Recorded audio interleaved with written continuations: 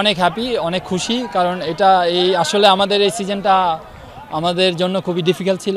আমরা 2টা trophy already আমরা জিতেছি, তো এটা দলের জন্য এবং আমাদের গ্রুপের জন্য খুবই ইম্পর্ট্যান্ট। এবং একটা সিজনে আপস অ্যান্ড ডাউন হতেই পারে, তারপর আমরা 2টা ট্রফি জিতেছি। এটা আমি মনে করি আমাদের কোচিং স্টাফ এবং টিমের সকল মেম্বারদের জন্য এটা অনেক পজিটিভ ব্যাপার।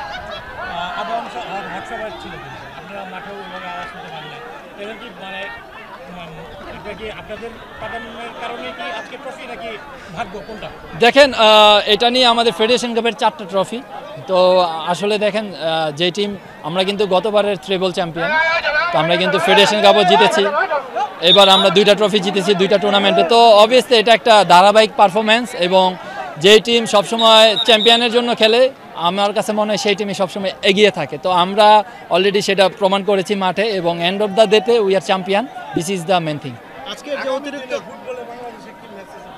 আজকের যে অতিরিক্ত 15 মিনিট ছিল আপনারা খেলেছেন, একজন প্লেয়ার কম নিয়ে খেলেছেন, কোনো দুশ্চিন্তা ছিল কিনা? তখন মাথায় কি কাজ করতেছে? না, দুশ্চিন্তা তো অবশ্যই ছিল। আমাদের টার্গেট ছিল যে আমরা 15 মিনিট, জানি যে আবাহনী পুরো 100% ফেজে আসবে, তো ওইটার জন্য আমরা রেডি ছিলাম, এবং আমাদের টার্গেট ছিল আমরা যেন 15 মিনিটে ম্যাচটা না হেরে যাই। আমরা সুযোগ পেয়েছিলাম কিন্তু 2-1টা। তো দেখেন, আফটার 15 মিনিট ট্রাইব্রেকারে গড়ায়, সেখানে আমরা উইন করি। আসলে আমরা কিন্তু প্রথম সেমিফাইনালও কিন্তু ট্রাইব্রেকারে হেরেছিলাম আবাহনীর সাথে।